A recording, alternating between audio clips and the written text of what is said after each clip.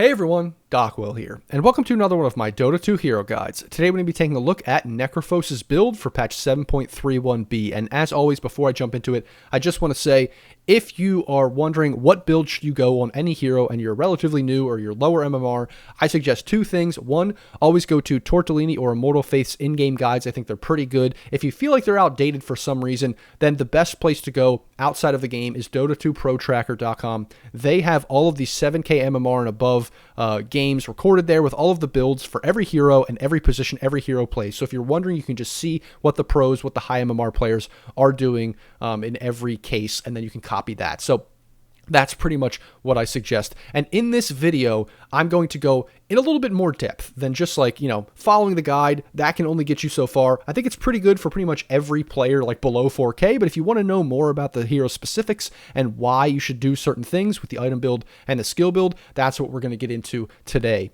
And specifically for Necro, we're going to get into the mid lane build and then a little bit of the off lane build. This is the position that this hero plays kind of most often, mid and off lane. Those are the two main ones. It doesn't really play anything else too much. And as such, the build is almost always the same for both. It's just that in the off lane, occasionally you're going to play a little less selfish. You're going to play maybe more team oriented, get items for your team, maybe aura items, those kinds of things. In the mid lane, you're going to play a little more selfish, items for yourself, for damage, for survivability, focusing on yourself a little bit more. And that's kind of the main difference. But otherwise, they're very, very similar builds regardless of the position. So that's pretty much what we're going to jump into. So let's just get to it. Let's get to the skill build.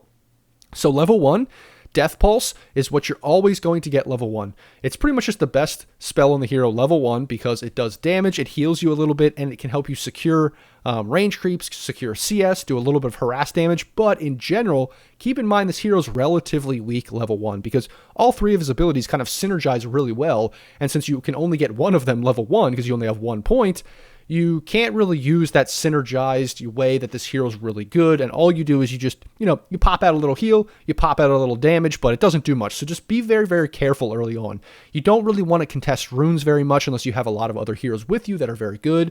You don't want to be super aggressive in the lane, because early on, there are a lot of matchups that can take advantage of that aggression, putting yourself out of position. They can kill you, especially in the off lane. There's a lot of carry and support combos that can kill you in the first couple levels. So you just need to be very, very careful. Then level 2, we're going to get Heartstopper Aura. This is pretty good, obviously, for regen. So every time you get a last hit and a deny, you're just going to get extra HP and mana regen. It helps you sustain in the lane. And that's pretty much what you're going to get every time level 2. Then you're going to go back for Death Pulse and then back for Heartstopper Aura. So pretty much every time at level 4, you will have 2-0-2. Now, the one exception to this is if you're in a lane where Ghost Shroud saves you. Basically, does going Ethereal make you survive? Is the enemy very physical damage based? Are they going to run you down with physical damage and kill you? Like, let's say you're against a Tusk or something like that. I think that's a really, really good example. Tusk can pretty much do almost nothing to you when you pop Ghost Shroud. So then I would probably get Ghost Shroud maybe level 3, pretty early in the lane, potentially even level 2. It's not really good level 2, but potentially I would get it level 2 if I just can't enter the lane without it. So just keep that in mind. That is a consideration. That's pretty much the main consideration on this hero. Otherwise, we're going to be going 2 levels in Death Pulse, 2 levels in Heartstopper Aura, and then we're going to get the level 6, we're going to get Reaper Scythe, the ultimate, and we're pretty much going to max out Death Pulse after that because I think 2 Heartstopper Aura levels is enough to regen up fully with the last hits and denies that you're getting in the mid lane or in the off lane. It's pretty good. You don't really need more than that generally in the beginning of the game. Now keep in mind, once you have Death Pulse maxed out, you will need to be careful to you don't want to just spam this constantly for harass without getting any last hits because you will run out of mana with only 2 points in Heartstopper Aura. So just keep that in mind. But the main strategy on this hero is once you are level 5, you have a ton of damage with this level 3 Death Pulse. I want you to try to harass the enemy, whoever you're against, get them pretty low, and then once you hit level 6, you can pretty much kill almost anybody in the game with your level 6 timing as long as you had a good lane and didn't feed or anything like that. And that's mainly what you want to do. Then from there, we're pretty much going to have max Death Pulse, and then we're going to max Heartstopper Aura, potentially getting 1 point in Ghost Shroud whenever, you need it. So in the off lane, I usually do get Ghost Shroud, probably level 8, but especially from the mid lane, if I'm having a really good mid lane and I have a lot of levels, because you're getting, more levels than any other hero in the game from the mid lane, I will potentially max out Heartstopper Aura before even getting 1 point in Ghost Shroud. From the off lane, though, I usually get Ghost Shroud a little bit earlier, because by the time you get level, 8, 9, etc., you're probably going to be, either past the laning stage or at least later enough in the laning stage that you're going to be seeing almost every hero on the map. You have potential to run into every hero, and there's going to be a lot of situations that this is just going to save you. Also, later in the game, at that point, you'll probably have Magic Wand with almost max charges. This amps up your regen, so you can probably live in cases where you have a max wand and you pop this. So for most cases in the off lane, I will take a point around level 8 at least. But in the mid lane, I will potentially max Heartstopper Aura and Death Pulse if I feel like I really don't need Ghost Shroud and it's not going to save me because they have a ton of magic damage, and that's the main way that they kill me, so I don't really need it. Then from there, it's pretty straightforward, pretty simple. You're going to get your Reaper Scythe every time you can. You're going to get a talent pretty much every time you can, and then you're going to max Ghost Shroud last. And that's pretty straightforward.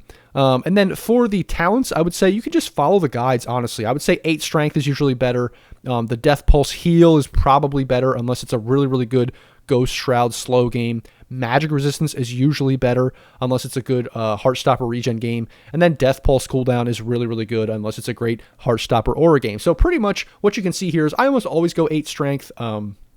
The 100 Reaper Scythe cast range can be good, but it's just not the greatest. I think it would be better just to position the hero better. Plus, you want to use Death Pulse and this in combination, so you need to get close enough for this, and then, casting this doesn't really matter too much. And then the rest of the talents kind of all synergize together. So the Ghost Shroud Slow, the Heartstopper Regen, and the Heartstopper Aura all synergize together if you're going to go Ags.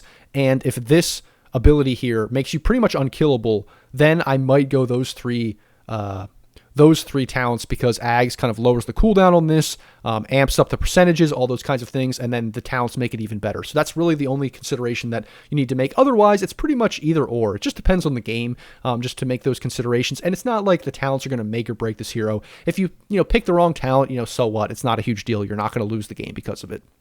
So some heroes, if you pick the wrong talent, you just screwed yourself over. Like, it's horrible. But in this case, in Necrophos' case, it's really not that big of a deal.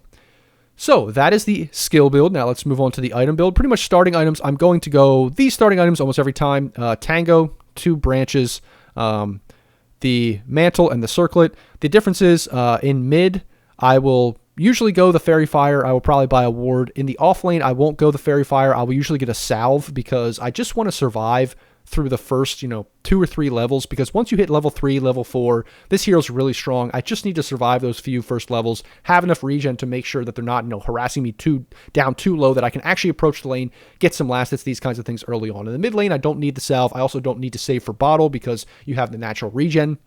So this is usually what you want to get. Then first, items, I'm almost always going to go Magic Wand first, just because that stick is really good early on, so you can get those stick charges as quickly as possible, because obviously when you have Ghost Shroud popped, it does that amplification, so when you have a max wand early on, you just will survive full to 0. You're so hard to go on when you have a maxed out Magic Wand. Then finish the Null Talismans, just one of them. Null Talisman is good on Necro, but it's not the best because you have so much innate regen. It doesn't do spell amp anymore, so it's not really the best. The mana cost reduction and the mana regen isn't great, but it's good to have these items for, extra tankiness, extra damage in the lane to get last hits and things like that. So just finishing it out isn't that bad. Then you will go Boots of Speed, just brown boots. You will just keep your brown boots probably for most of the game, unless you're going Boots of Travel, but it just depends on the game whether you go Boots of Travel. But regardless, I won't go Boots of Travel, straight after these items. I will usually always go Hood of Defiance first. So once you have these 3 items, you want to buy Hood of Defiance because it's just so good. It gives you the extra health regen to sustain, to survive, and that magic resistance is so good on your hero. It's just the best item on this hero. You pretty much buy this every single game. Then this is where the build switches up a little bit. From there, if I'm a mid player and I'm doing really well, I will go Boots of Travel so I can be all around the map. I don't really have to consider too much about my TP. I can TP everywhere, defend, TP to, get aggressive, all these kinds of things. Boots of Travel is just really good. It also amps up obviously it gives you extra movement speed so you can chase people down. It makes it a lot harder to kite you because definitely kiting is super annoying on this hero. Sometimes it can be a big reason why you have, problems in fights doing damage because you need to get relatively close to use all of your spells. And then next, I'm probably going to go Agnem's Shard, maybe Sange first or Kaya first, and then Shard. But usually you want to get Shard around that 15-minute mark just because it is so good on the hero. And then finish out your Kaya Sange. The only real deviation from this is, do you need Eul's Scepter? And this is the consideration pretty much every game, offlane or mid, is I will go for the Hood of Defiance, and then I'm going to sit there and say, do I need Eul's Scepter? Do I need this because there's a Skywrath Mage, there's a Kunkka that I need to dodge his ultimate, there's some kind of spells in the game that if I don't have Eul's, they can just jump me and I will die, or they can use their spells on me and I will die. Then I will get Eul's second item because that just helps me survive and it helps me get into the rest of the items that I need, helps me frontline, helps me tank up, helps me soak more damage, all of these kinds of things. Otherwise, this is the general item build that I'm going. Then, if I do go Eul's, I usually won't go back for a Kaya Sange immediately. I will go for the Shard next, and I probably won't go Boots of Travel next because I just feel like, at this point, you have, good utility, but you really aren't very tanky. So you maybe want to go Agnem's Shard, then Kaya Sange, but even so, I might just skip Kaya Sange. I might go straight into Ags or something like that. I might go straight into Heart from there. It just is, sometimes you might want to skip this because it depends how late it's going. You don't really love getting Kaya Sange at like 30 minutes, but it is still almost always good. It just depends on the game. Usually from the mid lane, I'm going to get Kaya Sange almost every game. But it's more in the off lane. If I have this and this, sometimes I just can't afford to go back for the Boots of Travel, and I can't afford to go back for the Kaya Sange. Sometimes I need to just finish my pipe for my team. Sometimes I need to just finish my Lotus Orb, get a Lotus Orb because I need something else to help my team, these kinds of things. And then this is the only time that I will go pipe and Guardian Greaves. This is if I'm in the off lane.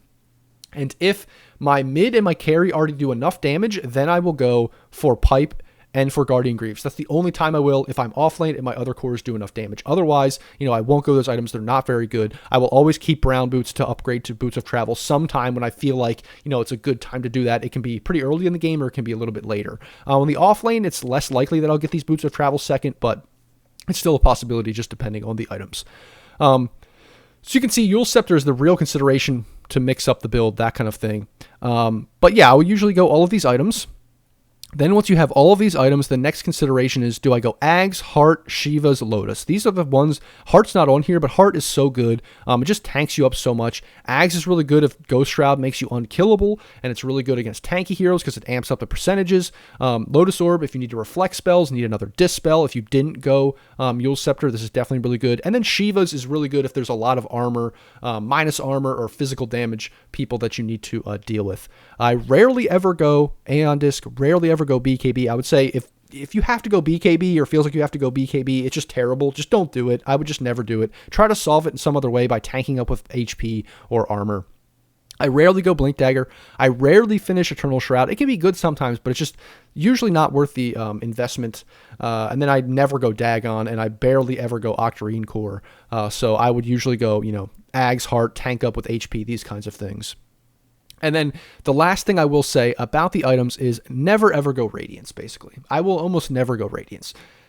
There are very, very few items or games where Radiance is good. It just delays your timing so much. You just need Hood of Defiance. It's better to get all of these items. I mean, Radiance would be good if you can't get all of these items. Like if Kaya Sange was not good, if your Shard wasn't good. It just delays too many of these timings. And then you have this Radiance, and yeah, you're doing damage, but it's just not that great. I just almost never go Radiance. Just don't go that item. It's kind of a bait item right now. It's just not that great. Go this item build pretty much every time. So that's Necrophos. That's his item and skill build. I hope that helps you guys understand the hero a little bit more and how to build him and what to consider in your games. Like I said, mid and off lane, relatively similar builds, almost all the same considerations for items, or for skills, I mean. For items, it's pretty much the only real consideration now is, do I go Boots of Travel in the mid lane because that's really good? In the off lane, do I want to go Pipe and do I want to go Guardian Greaves for my team? Otherwise, the item build is almost always the same, except for that weird situation where you need to go Eul's second because you die if you don't. So that is Necro. That is the guide. I hope that helps everybody play this hero better. I think this hero is really, really good right now in the patch. I had like a 13 win streak or something on this hero. It was actually insane. This hero is very, very powerful right now. So, as always, Thanks for watching, guys. Like, comment, subscribe, all of those kinds of things. If you haven't already, go to the Discord, join the Discord. We do replay reviews every Friday. We do community games every Saturday. Go to the Patreon, help support my channel if you haven't already. If you want to see more videos like this, I also offer coaching there as well. And as always, guys, thanks for watching, and I'll see you in the next video.